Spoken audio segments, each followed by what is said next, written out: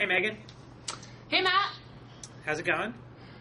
Pretty well. I'm at my offices here at the beautiful Watergate in Washington, D.C. I am too. It's great that technology has reached the point where we're using Skype to talk on the phone over the internet, even though you're like a couple yards from me.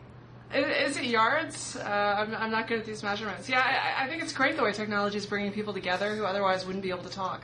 Totally.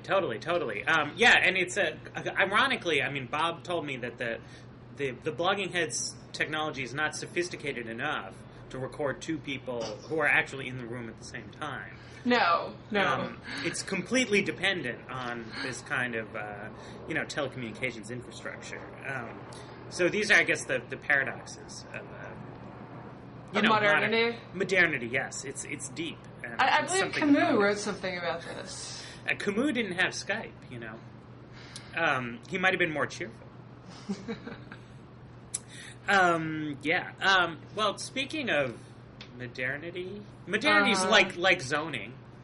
Modernity's like zoning. Nice segue. That was sure, really slick. Totally. Which, yes, it's brilliant. Which you think people are interested in, zoning. Rather well, than I do. modernity. I mean, I think they're mostly interested in it in the sense that, like, whenever anyone wants to build anything near them, suddenly they become fantastically interested in the subject of zoning and why no one else should ever be allowed to build anything near anyone. Well, or there's a specific distance, people. Well, anyway, to back it up a little bit, I mean, this started. I was looking at global warming plans, which they differ in important ways that people who cover this can tell you. But the general idea is to cap carbon emissions and then take some steps designed to sort of make it easier for people to live in the new capped universe. Right. And this tends to involve a lot of either using money to subsidize, renewable energies, that kind of thing, or else, in some hypothetical plans, just rebate money from a carbon tax to people flat. Mm-hmm. And I was saying that it at least seems like one of the things you could do that would make it much more affordable for people to live lower carbon lifestyles would be if you, deregulated a lot of the building height restrictions in major urban areas and just made it would be cheaper to live in central cities if it was easier to build large structures in them. Right. I have these fascinating conversations with my friends, especially my friends who live in Brooklyn, where they're like, it's a tragedy that New York has no affordable housing. God, of course I don't want anyone to build anything taller than 3 stories in my neighborhood. I love my neighborhood exactly the way it is. And the irony of these two positions never seems to strike anyone. Right. But I have to say, I hate my neighborhood the way it is. I wish it had much, much more taller buildings. Do you really? I'm very fond of U Street Low. I mean, I recognize my own hypocrisy. I just think that I shouldn't be allowed to exercise my... No, I mean, I like it, obviously. It's where I choose to live. But I mean, D.C. in general, I wish that there were more tall buildings. I like that I live in a semi-detached row house, but I feel like if there were more tall buildings around, which there are a few, but if there were more and there were more people living there more densely, then we would have more stores, more variety of places to go, more sushi. More sushi. Well, the sushi place, yes. We now have it. For those who are not following along at home, Matt and I live 3 blocks from each other, and our neighborhood just got its first sushi place. Right. Which I'd actually... Have you eaten there yet? No, I haven't. But I'm excited just that it exists. I'm excited that it exists, and I wish we had, say, an Indian restaurant. And I think we might have an Indian restaurant if... if the new condos that came up were 27 stories tall instead of 7. So I don't really see what people's problem is with tall buildings. Well, I think the thing about zoning, right, is that everyone wants to go to heaven, but nobody wants to die. Most people who live in urban areas, they move there, they like density. They like it in theory. They like having all of these amenities that you get from density. My mother just moved down here, actually, and she lived in New York for 40 years, and she still I tried to prepare her, but I just don't think she was emotionally able to grasp that it wasn't going to be like New York just because it's another big city. No. And so she didn't grasp things like there really isn't going to be a good butcher anywhere in the district. Eastern Market, maybe. She's sort of experimenting down there. And all these things that she's a huge foodie and that she's kind of used to on New York and the Upper West Side. Sure. Cheap produce, which is just a weird, right? There's no Korean vegetable markets here. No. But at the same time, everyone wants to live in their semi-detached row houses, and they want that to be affordable. They want to be able to live in semi-detached row houses. They want some other person to go live in tall condos in order to bring them the amenities that density provides. And I think that's sort of right. They don't want the condos near them. They want the condos somewhere else, but just close enough to give them amenities without providing any of the annoying people who live in the condos. Right. Well, but I mean, it does seem to me that this is, in part, it's an artifact of the level at which zoning decisions are made. Right. That when you set the institutional structure at such a fine-grained area as it is now, it makes it easier for people to adopt that kind of mentality that you're talking about, because since the decision-making units are so small, it's easy to think simultaneously that you would like the metropolitan area as a whole to be radically different, but not see the change in your very, very local area, because there's not a need to make that kind of citywide choice. If the authority were just structured in different kinds of ways, I think you might get different outcomes. Right. No, and I think that there's it translates into the way that you see poverty policy done in America. I think there's definitely an argument for doing zoning at some larger level than it is currently done, which even in cities is usually at the fairly local level. Right, at this very granular... We have these things in D.C., these advisory neighborhood commissions, of which there's a bunch. There's several per ward, and then they have subunits so that you have individual representatives who represent just tiny, tiny areas. Yeah, it's like I'm the commissioner from this from this tree to that fire hydrant. Right. Well, and I mean, it encourages. I mean, the sort of the NIMBY impulse, is going to exist no matter what you do. But when you design institutions that way, it really just empowers that side of people's thinking about planning. No, I think that's true. And like you see, I guess I'm sort of repeatedly shocked by my friends. And just people I know and so forth who are committed liberals and who really believe in affordable housing, and at some level even recognize that if they artificially constrain the supply of housing, poor people won't be able to live there.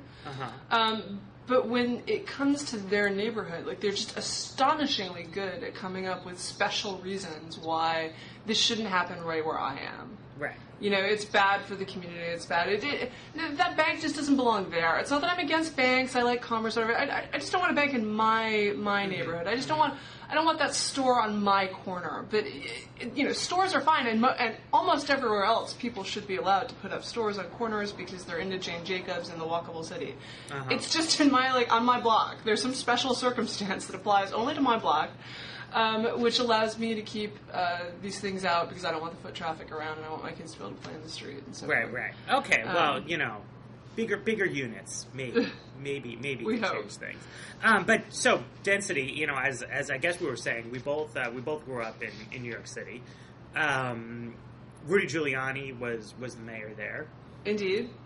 What do you think of him as mayor? Well, I should say, I mean, I as a very young, 13-year-old maybe, in 94, I was already getting a start on my reasonable liberal credentials by really outraging my family, saying that I thought we should give Rudy Giuliani a chance.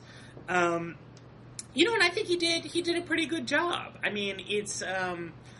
You can engage in a sort of endless debate about how much credit he really deserves for the crime drop.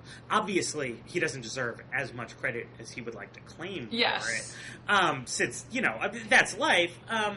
But my view, at least, is that unless there's clear evidence that this happened, to spite him, that, you should give a politician credit for the good things that happened under his watch, especially when it's so clearly, I mean, he campaigned saying he would reduce crime. He took office. He changed some things. Crime did go down a lot. I mean, it went down a lot across the country, but it went down even more in New York City. And, I was prepared to support his reelection on, those terms, if nothing else.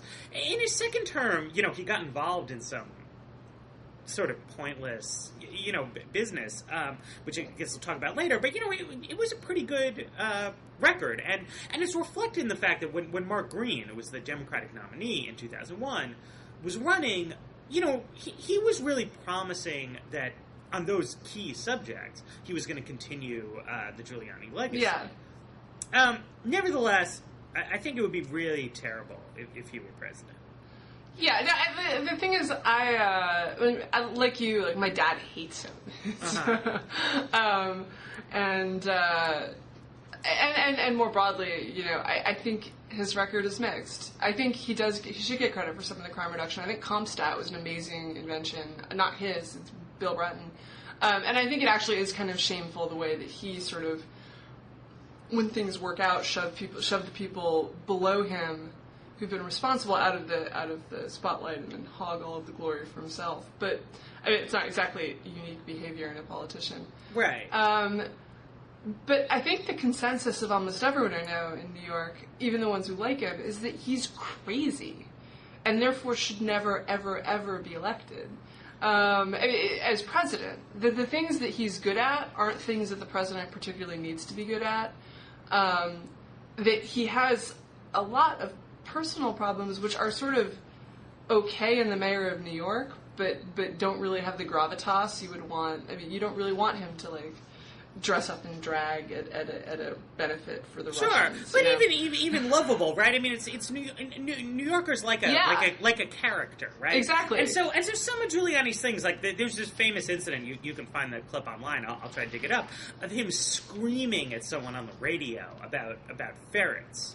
And about why is this guy?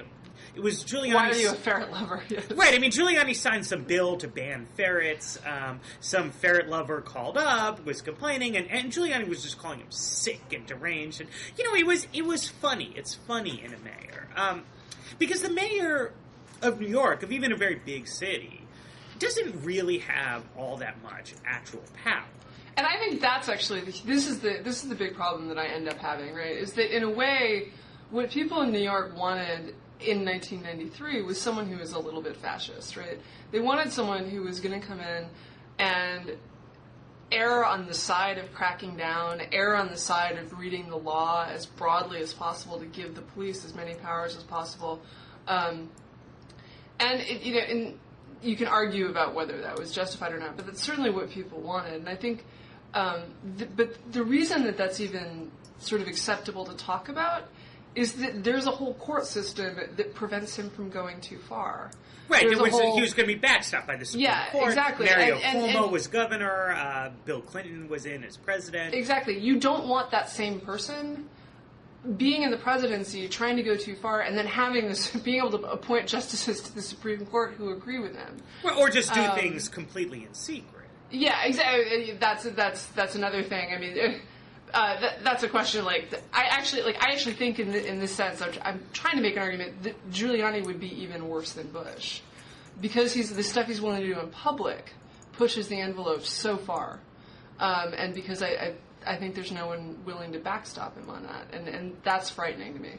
Right, and even things that were is distasteful. A certain of the glory hound kind of aspects that Giuliani had, but in some ways, I think forgivable in a local politician. Yes. But the president, the president doesn't need to go out of his way to get attention.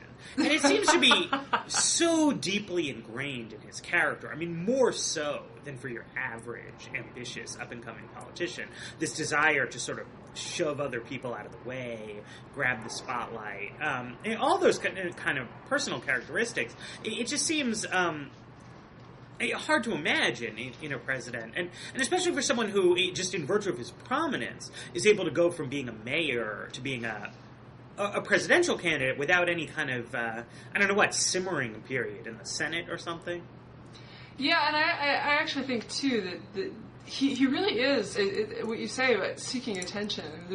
It's sort of a characteristic of New York politicians more and more. I don't know what would happen if say Chuck Schumer were standing between Rudy Giuliani and a camera that he wanted to be at, but I don't know who would die that someone clearly immovable would. Object and unstoppable force, right. But yeah, I think in general the consensus is this is not a man you want with his finger on the nuclear button. Right, yes. If only the people outside of New York would learn. Well, I think. What do you think? Do you think people are really going to? I guess I'm just amazed that the idea that this is who we. These are the people we have. I'm kind of flabbergasted, not because I have any particular brief against Hillary Clinton as a candidate, but I just find it so extraordinary that people are willing to go sort of Bush Clinton. No, it seems dispiriting. I mean, I've been joking that we're going to have like Chelsea Clinton will be married off to George P. Bush, and this sort of like resolve it. I think the 100 Years' War may have ended with some kind of compromise like that. And it's unfortunate. I mean, you had a blog post, I guess, saying that you didn't see people who were the Hillary enthusiasts.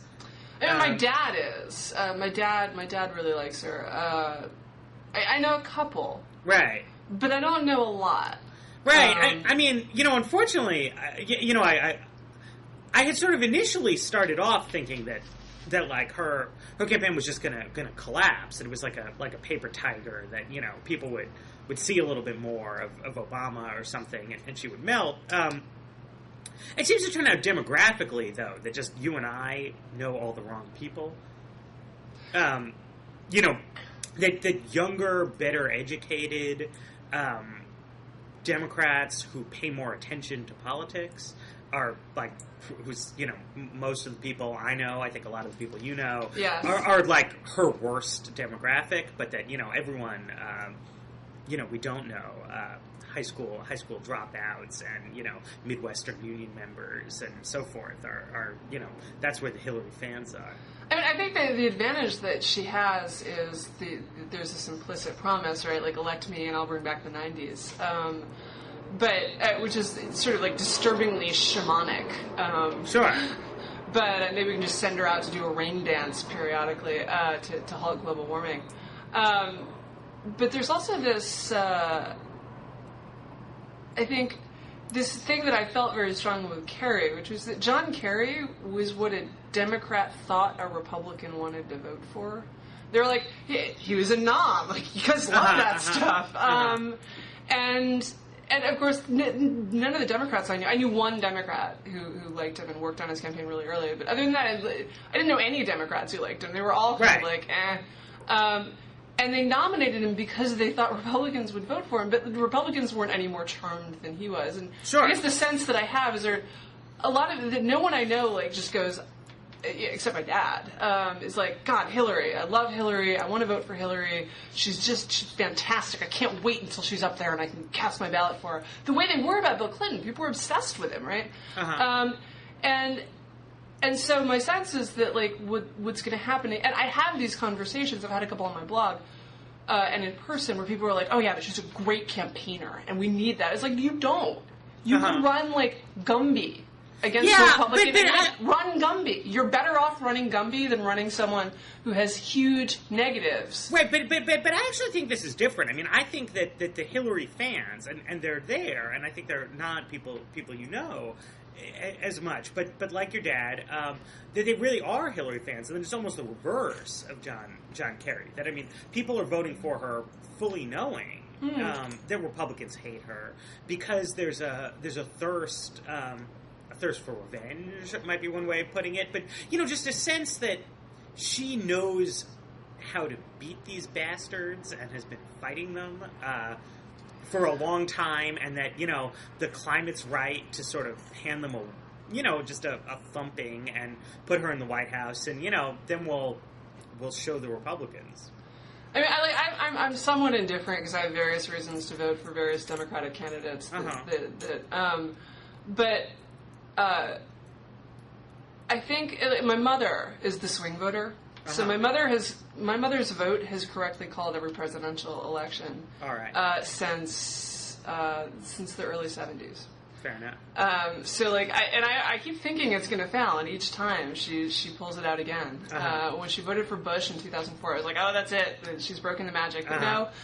And she hates Hillary. She just like personally despises her. And my mother is the kind of person that you need to pick up, because you know the Republicans aren't going to vote for her. Maybe they'll stay home. Sure. But if you don't pick up my mother, you're screwed. Is my personal opinion. And she lives in New York, right? And she's like liberal. She gives a lot of money to. She's not liberal. She's a swing voter. She gives a lot of money to. She's very pro-choice. She's very like socially liberal and so forth.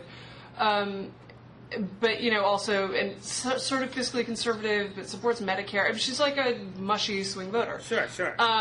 And she just hates Hillary.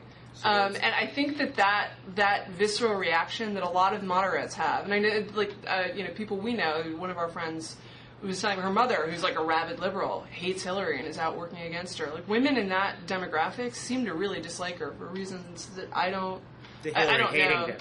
Yeah, like, no one hates Obama, right? No one hates John Edwards. There are a lot of people who just viciously despise her, and that's not a really great thing even before you've gotten the general election off, because, you know, right now no one's campaigning on her negatives because they're also trying to claim the Clinton administration mantle. They're trying to say a little bit, right? Like, if you vote for Democrat, the 90s will come back. Well, when the general election happens, those gloves are going to be off. The Republicans are going to be more than happy to bring up every bad thing that happened in the Clinton administration and stick it on Hillary, and some of that will stick. So I just think, like, she's the. I think she'll probably win anyway. I mean, I do think that the Democrats could almost run Gumby. But I think that I'm kind of puzzled because I'm not sure I understand the reasons that the Democrats are nominating the candidate who I feel is the strongest chance of losing. Right. Well, you know, this is, I wrote an article with Sam Rosenfeld saying this like a year ago. But, you know, apparently the voters don't really care what it seems like sufficient, but you know, it's true that you can see that support for Hillary is inversely correlated with the amount of attention that people pay to politics. That's true. She's got name recognition, right? Right. Well, no, but I mean, it's not that I think she's going to lose for that reason. It's just that I think people who pay a lot of attention, but not so much attention that they're, like, personally employed by the Clinton political machine, you know, recognize that this is not, like, a sound strategy. But that to people who pay less attention, you know, Bill Clinton won. The Clinton brand is a winning brand, and so, you know, why not? As for the reasons you say, it doesn't really make a Well, but the other thing that puzzles me is that the Netroots hates her, right? I mean... Sure. But those are very high information people. Yeah. I mean, those are people who spend all their time, you know, free time reading blogs about politics and stuff. Normal people, you know, don't care. They'd rather watch Gumby. That's true. And Gumby is a good show. Yeah, what? Right. I was wondering what was with the Gumby bashing earlier. No. I think you could run Gumby. He's got a lot of personality. I don't know what his policy platform is. Yeah, sure. Well, he's flexible. Yeah, perhaps a little wishy-washy. Sure, right. No, it's that's great. They gotta bring Gumby back. But so, I you know, speaking of television, I'd recently gone and checked out Gossip Girl. Yes, you've been telling me about this. Right, yes, new on on the CW, because it was a show that promised to explore the milieu of our upbringing. New York City. The supreme irony, right, is that it replaced Seventh Heaven.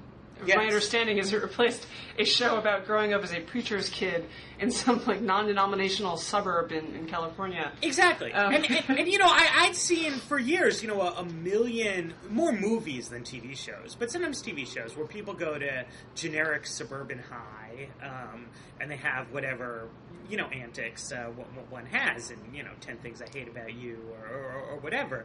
And I was glad to see, you know, real childhood in a very expensive New York City day school. With something more authentic and American. Exactly. Something salt of the earth, Manhattan types. And it's disappointing. The show, it doesn't seem to have any Jewish characters, and it doesn't even seem to have any Catholic characters. It's like, you're supposed to believe that modern day rich New York is this like WASP paradise out of, I don't know what, like 100 years ago. Which is really, like, I grew up in, we both went to similar type day schools, except that mine had trees. Sure. I remember, actually, like, my school was so heavily Jewish that people used to call me, like, the affirmative action, the token Gentile.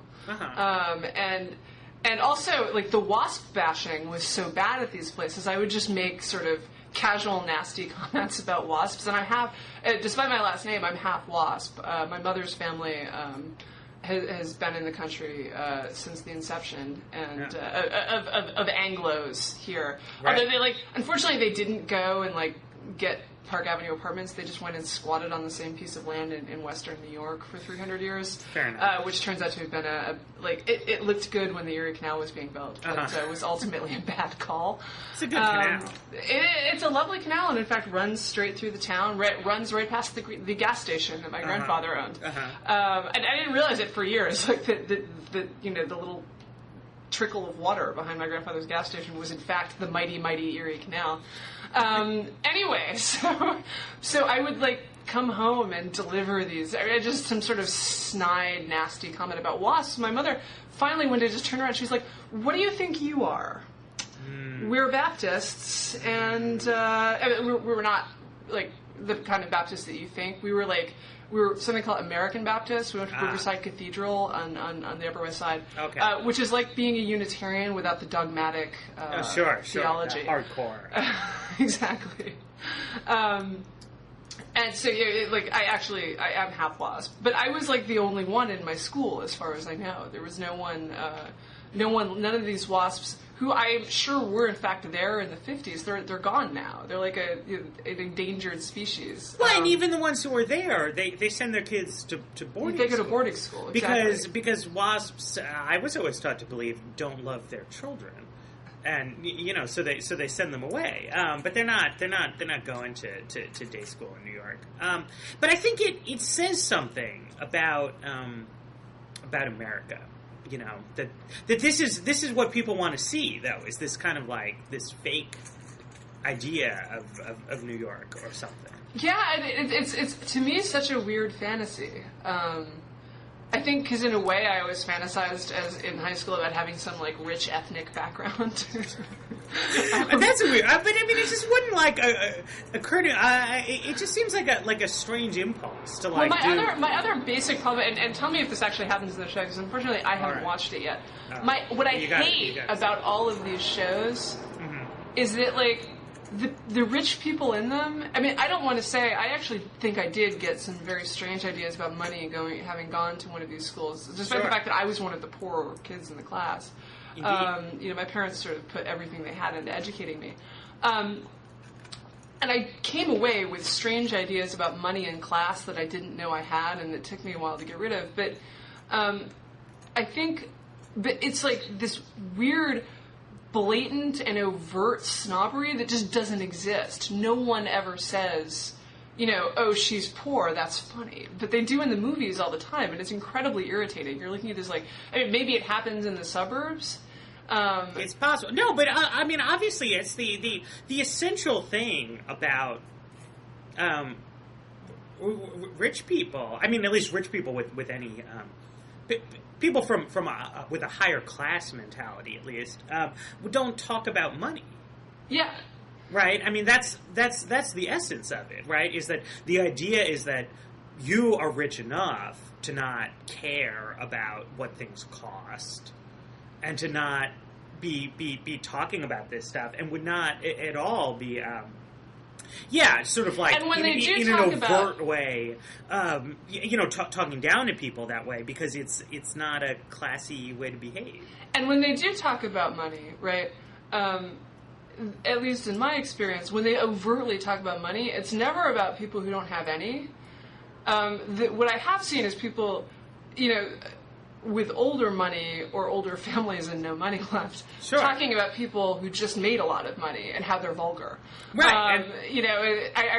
I can't remember who was someone. I remember sitting next to someone who actually I forget, someone was being rude to a waiter 3 tables away, and he just turned around and said, "You can always tell new money because they're mean to the help." Yeah, exactly. I mean, all the more so if the idea is supposed to be that these are new money people, and that's why they're such jerks. Then it makes even less sense to have them be part of some exactly WASP aristocracy. Kind of like Van den Heusenhoevel. Right. Yes. I mean, they'll have these preposterous Dutch names, which is a weird bit of local authenticity because it's only in New York where old-timey WASP people would have weird Dutch names. But they also, all those people that I've ever known got immediately shipped out of New York as quickly as possible. No, they're done. It's yesterday's news, and surely, like, Hollywood producers and owners of television networks and stuff are aware of the fact that there are prosperous Jewish people in the country. I don't know, Matt. That might be a stretch. Right, yeah. Because, I mean, one industry where they haven't penetrated is, of course, entertainment. Obviously. It's nowhere. Or the media. I mean, is the other sad thing. Yes. Nowhere. I mean, and the producer of the show is Jewish. The whole thing's preposterous. Also, I should warn viewers that if your young school-age daughter or son, for that matter, is watching this show, you should probably forbid them. It's bad values. So I don't know. What should we talk about? Real estate? Circle back. Sure. Let's circle back on the zoning real estate thing. Well, and also rich people then, because yes, a lot of people, if you bought a house at the right time, it looked like you were going to be really really cashing in, at least for a while now. But things seem to be on the slide. Yeah, it's so I'm toying with the idea of buying a house at a foreclosure auction, and I know that this is an incredibly bad idea, and yet it's a deal, and I can't resist the idea of a deal, especially because if you're a journalist, that's about the only way you're ever going to get a decent house. Sure. And this is like now everyone. I mentioned that I was thinking about doing this, and God, all of a sudden everyone I know is besieging me with, "Is it the right time to buy? Is it the right time to buy? Is the market bottomed out?" Which is what happens if you write about business, right? Yes, exactly. You become an oracle who knows. I am the oracle of the housing market, and that's actually why you're working as a journalist instead of trading. And yes, it would be too easy. Exactly. I mean, I'm done with that. I'm done with the money making part of my life. Sure, now I'm into public service. We're on to ideas. Well, I actually am kind of proud, though. I talked a number of friends out of buying houses at the top of the market. Good work. And I was like, I got out my little charts, I did interest rates, and okay. I talked to a number of other friends out of financing with ridiculous adjustable rate ARMs, live with like 2-year resets and various things. They're now possibly mad at me because they don't have homes. Sure. But on the other hand, they also don't have a big mortgage hanging around their neck with falling home equity. Right. And the market is clearly out, and this is actually in DC and New York. It hasn't fallen. Prices are kind of steady, and supply is falling. So a lot of people bought stuff to flip, right. And they're holding it off the market. In other areas, though, it's already like in Detroit, it now takes more than a year to sell your home on average. So the market's definitely out in other parts of the country, and it's actually an interesting question for. I've recently been working on a piece on the baby boomers, and what's going to happen when they retire. And one of the things that you realize is that a lot of people, there's this argument: do they have enough savings? And partly it's a question you can't answer, right? Like, is Social Security going to change? Right. Sure. What's going to happen to corporate pensions?